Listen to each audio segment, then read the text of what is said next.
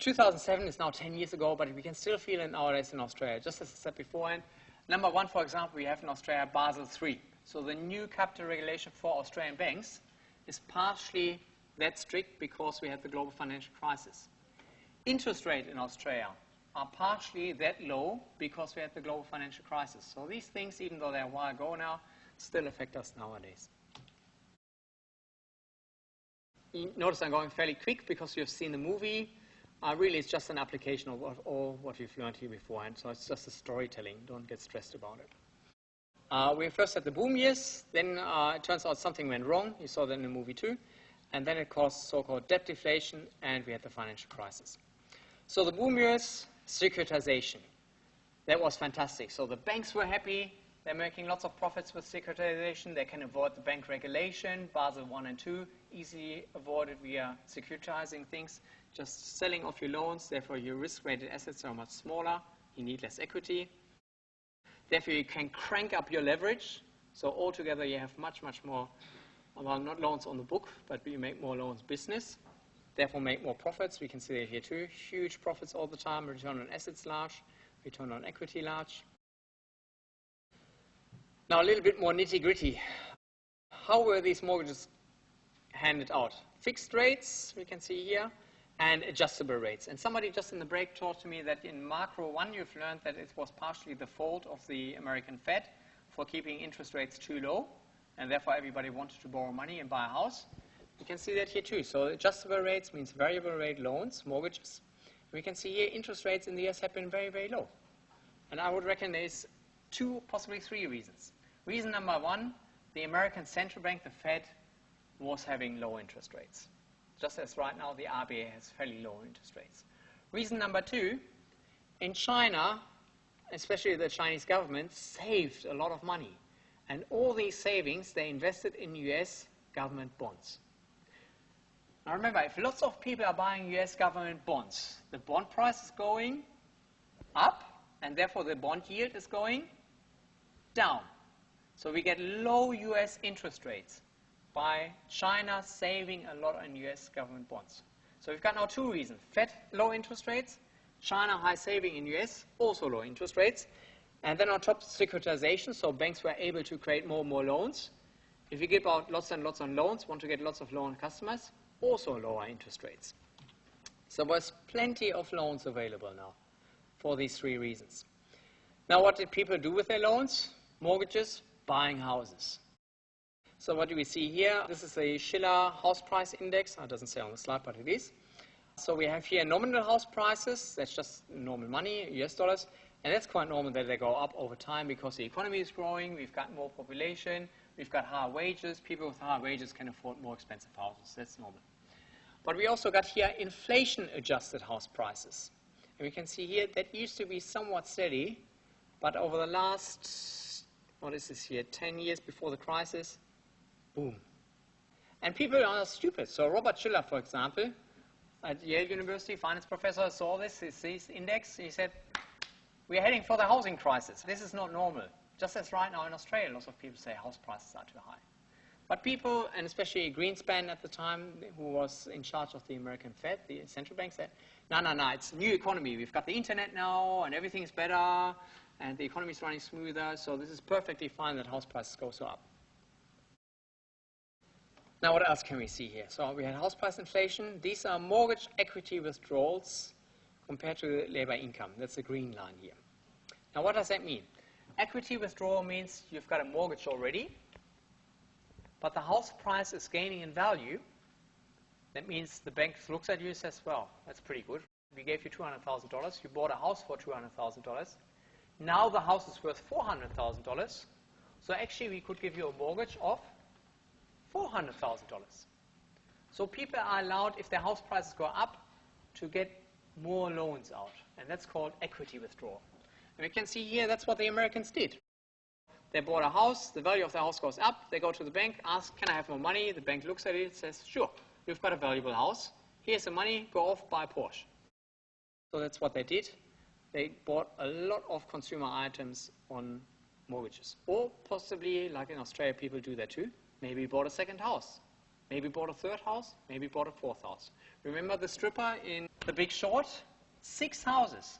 So of course, if you double the money on the first house, you can easily go to the bank and ask, listen, can I get money again for a second house? There's no reason why the bank should say no. So people in Australia do the same too. So everybody's laughing here at the time. People that bought a house get richer. The banks get fully repaid at the time. Everybody's happy. But what do we have here? We have lots of securitization, lots of bank profits. The rating agencies like to give AAAs out because for every rating they give out, they get paid fees. Right? So it's good for the rating agencies. Lots of home buyers got more houses. Even people that didn't have jobs. No jobs, no income, ninja loans. No income, no job, no documentation. Doesn't matter, you sign here, you get a mortgage loan for the house. Everybody's happy. But there's the so-called house price gap. That means economists can calculate, well, given that we've got so much population, so much wage growth, people have this much income, this much is the rent, we can estimate how much should a house be worth. Is it cheaper to rent or is it cheaper to buy? You can make a theoretical house price, and then you can compare it with a real house price and say, well, house prices are too low or too high. In this example here, in Ireland, where's the US? Our US was actually not that bad here. Way too high, the house prices. Overvalued. And then things start going bad. So what happens? Number one, in the US, some states have the rule that you can walk away from your house. What does that mean? That means, just as in the movie The Big Short, if you have a mortgage, but you give the bank the keys to your house, you have to not repay the mortgage anymore. So the mortgage is not really on your name, the mortgage is on the house. If you get rid of the house, you get rid of the mortgage. And in fact, in some states I've read, it's unbelievable, you don't even have to give the keys to the bank. It's enough if you leave the keys in your own mailbox in front of the house. Then you don't have to repay the mortgage.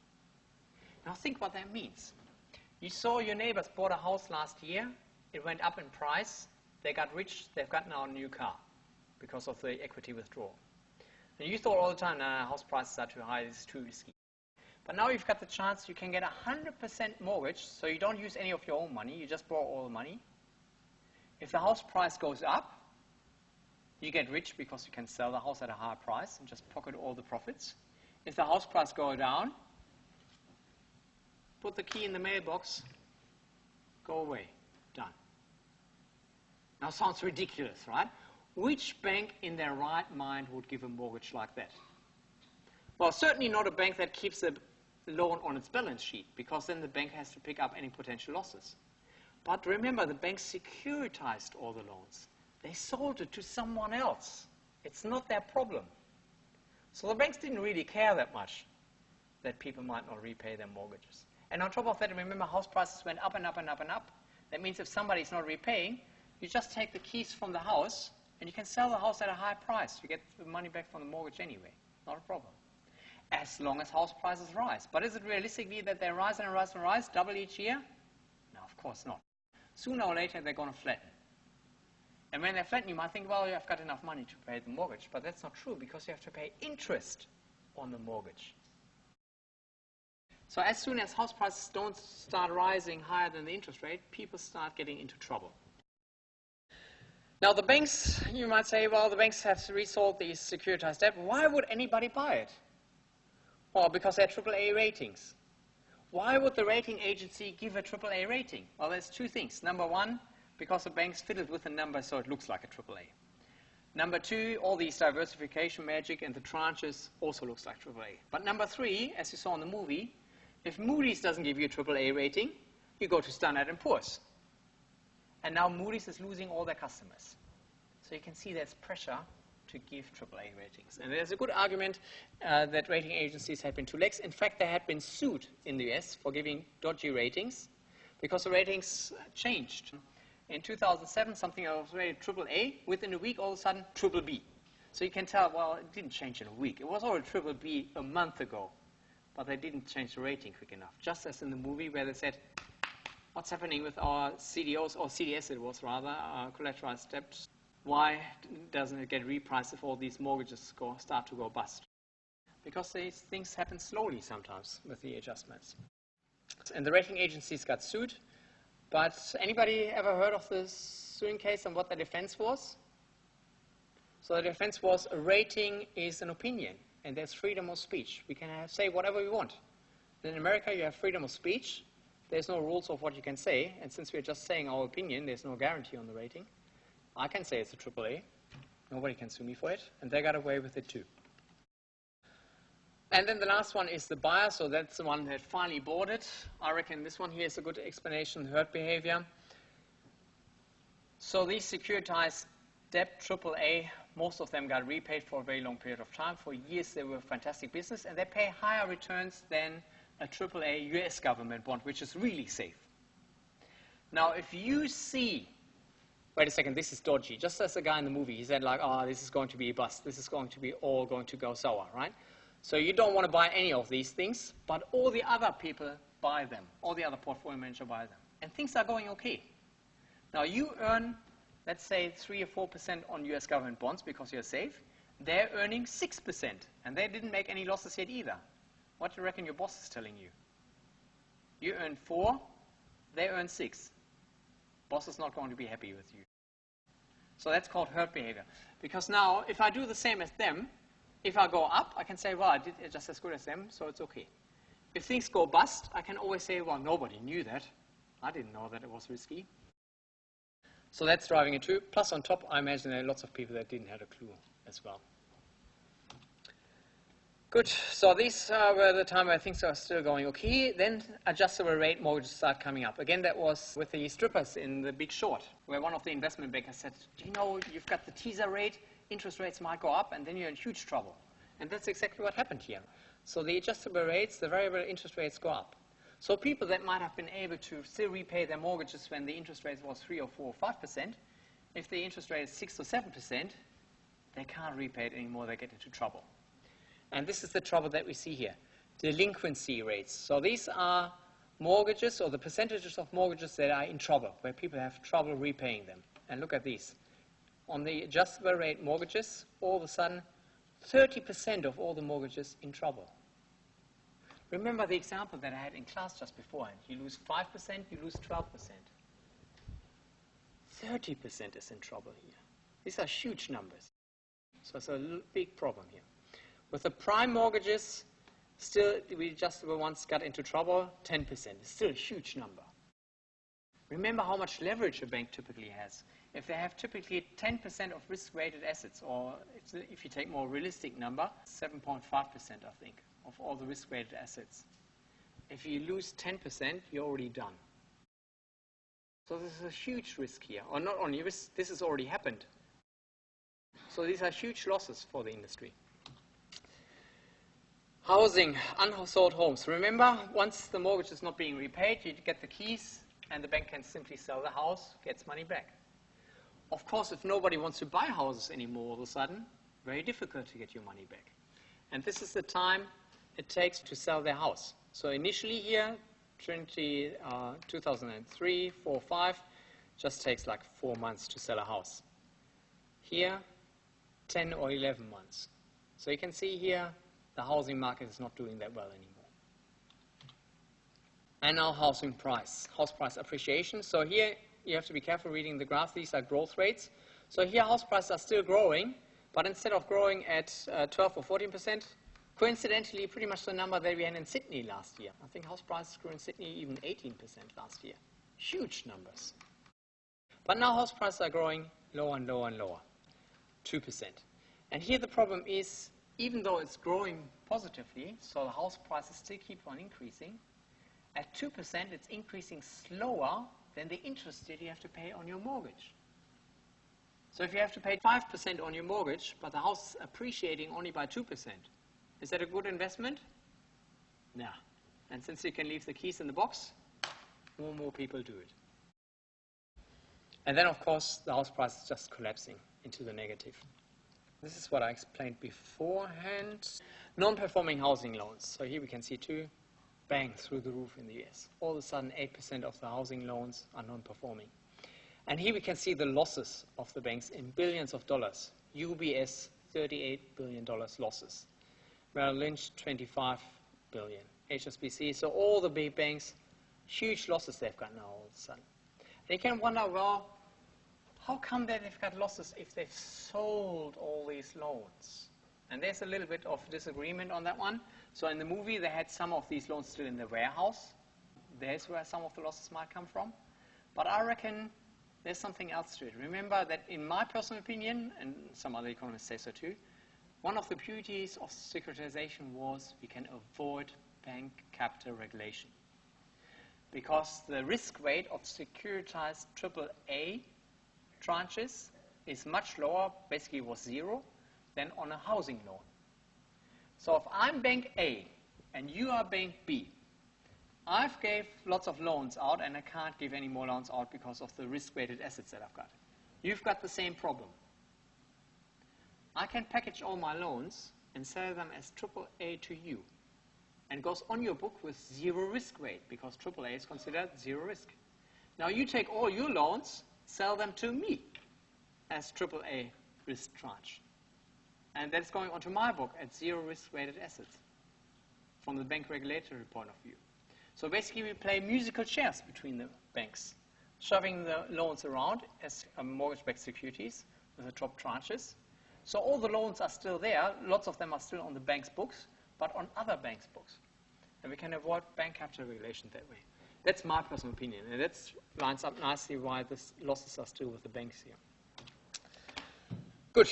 And this one links up now to what we've learned beforehand in class. Remember, lots of banks are lending money to each other overnight too. So if you have liquidity problems, you just ask another bank, can I borrow a few $1,000,000 till tomorrow? And usually that's not a problem at all. But look at these headlines here in the newspaper. All of a sudden, Deutsche, 3 billion write-downs in bad debt. Citi, 6.5 billion. Huge losses everywhere. So if Citi rings you now and says, listen, can we borrow $100 million till tomorrow? Are you happy to lend it to them if you just read this one in the newspaper? Maybe not. So the interbank market, where banks lend to each other overnight, started to freeze up. Banks didn't want to lend to each other anymore. They got very afraid. And not only banks got very afraid, people got very afraid too. So in Northern Rock in England, all of a sudden everybody ran to the bank. And remember, if everybody wants to withdraw their deposits at the same time, any bank has enough cash lying around? No bank ever has enough cash lying around. They only have small cash reserves. So Northern Rock, from one day to the next, huge trouble, of course. Basically, all the banks in huge trouble. You can see that here too, bank bond spreads. So that's the risk premium that banks have to pay. In the past, very small. All of a sudden, almost 2,000 basis points. Or here in the euro area, 2,500 basis points. That means 25% more they have to pay in interest than the government bond. There's huge interest rates. And if you have to pay this much in interest, you can imagine what happens to your profits and then next day with your solvency. It's a huge problem for the banking sector. Same thing even for the short term. LIBOR is the London interbank offer rate, so that's a very short-term interest rate. Also spiked hugely. This one here is good. So this is the market capitalization coming up of all the banks in the US. Remember, market capitalization is basically how much the market believes they've got in equity. Or we can say it differently, the share market price multiplied with the amount of shares outstanding. So this is an approximation for the net worth of the bank. So this is the timing. This is before the crisis. And let's look at the biggest player. Citigroup was the biggest bank in market capitalization at the time. So 240 billion almost. What else was big here? JP Morgan Chase was fairly big. Lehman, very famous. Well, not that big in this picture here, but still a very big, important bank. Freddie Mae, very important bank. So Citigroup is one of the interesting ones here. So this is basically how the market capitalization changes over time. And look at the dates, right? We're not talking about several years. We're just talking a few weeks, basically. So this one already now 60% down. So the share price also by 60% down in a very short period of time. Look at this. Lehman, I think, already gone here by now, right? November, yes. So I think in September, Lehman got into a huge trouble and it was basically gone. Here, almost 70% down. Look at the size of all the banks together, right? That was a whole box beforehand, right? And I hope you can see now what huge trouble that means. For every business in the US and in the world, we need banks. If you get paid, you need banks. Now, if not one bank, but all the banks are in huge trouble. Look at this one. 93% of the equity gone in market capitalization. So they went from the biggest bank in market capitalization terms to like a minor player within a few weeks, basically. Or this one might be 1.5 years, but a very short period of time. Right? So I can see this is a huge disaster at the time. 7th of September till 21st of September 2008. That was a real kicker. So we're talking about 2 weeks. Within 2 weeks, the US landscape got totally changed. Fannie Mae and Freddie Mac, they were like private organizations that bought lots of these mortgage-backed securities, but they were government-backed. And in so in September, all of a sudden they got nationalized. And remember, we're talking about the US. We're not talking about North Korea or the former Soviet Union or about Cuba, some socialist state. We're talking about the US, the free market, the free nation. And all of a sudden they nationalized 2 large banks. So they became government-owned all of a sudden. Then 1 week later, Merrill Lynch got in so much trouble that the Fed basically convinced Bank of America, come on, help us. You buy Merrill Lynch, and we therefore give you a little bit of a loan that you can survive easier. Lehman Brothers bankrupt. 2 days later, ban on short selling. Remember, short selling is basically a bet that something goes down. And in the US, we have very, very free financial markets. The US always saying like, let the market do everything. Don't intervene with the market, right? We're not socialists. All of a sudden, they jump in and say, you're not allowed to short sell anymore. Right? This is a huge jump for the US. And this one I like very much too, investment banks. In the US, they make a difference between investment banks and banks. Banks are strictly regulated with bank capital regulation and strong supervision. Investment banks can almost do what they want. Goldman Sachs, Morgan Stanley were an investment bank. They were allowed to do whatever they want. But investment banks cannot get cheap loans from the American Central Bank, the Fed. Only banks can get cheap loans. Now, on September 21, overnight, these 2 banks sat down with the Fed, took a piece of paper out. We are becoming a bank now. This is, again, a huge change at the time. So that they can get a liquidity loan. Remember how we talked about liquidity? That you might need overnight money, and you can get overnight money from other banks. But during that time, no bank would lend to each other. So when Goldman Sachs and Morgan Stanley need overnight money, they want to go to the Fed, the American Federal Reserve Bank. But the Fed said, sorry, we're only dealing with banks. We're not dealing with investment banks. So they sat down and became an investment bank overnight. Put everything together. So we had way too many houses built. Remember in The Big Short where they had like whole suburbs empty? And that happens, so this is not only the movie, they actually did have whole suburbs around Las Vegas empty, brand new houses. Because everybody was just getting more and more mortgages, buying more and more houses, not to live in, but simply to resell after half a year at twice the price. But if house prices are not rising anymore, then of course you can't sell it, the whole business is not working anymore, you hand in the keys and mortgages become bad, because the banks can't sell them either. Sooner or later, these mortgage-backed securities, remember your triple B tranche or triple A tranche, they start to make losses. And here's the thing of it. We said we have diversification. We've got lots of different triple Bs. But it doesn't help if you have triple Bs from Chicago, New York, Las Vegas. If all cities, all of a sudden, all the markets go down. And Greenspan at the time, or beforehand, said it's very unlikely that all the markets go down at the same time. But of course, if the reason for all the markets go up at the same time is securitized debt, and now the securitized debt market falls apart, then all of them fall down at the same time too. So you don't have diversification advantages anymore. It's not one of the triple B that goes default. All of them go in default at the same time, and you can imagine the losses that you're making then. So then finally people starting, the penny drops, we're sitting on a bubble. All these papers that we piled up are actually not worth anything, so people try to sell them as quick as possible. And you can imagine if people try to sell them as quick as possible, as we had in margin call, what's happened to the price? Straight down. I think in the movie it went from 98 to 61 within a day. Nobody's interested in asset-backed securities anymore, and the market freezes. Furthermore, All banks that might hold some of these asset-backed securities have to book massive losses if they mark to market. Since it's unclear which bank is holding how many of these toxic assets, no bank trusts each other anymore, and the interbank market freezes. That is the large spike in interest rates that we saw in previous slides. Without a working interbank market, no bank is willing to take on liquidity risk by granting new deposits and new loans, which is feeding into the unavailability of credit and thus the real economy.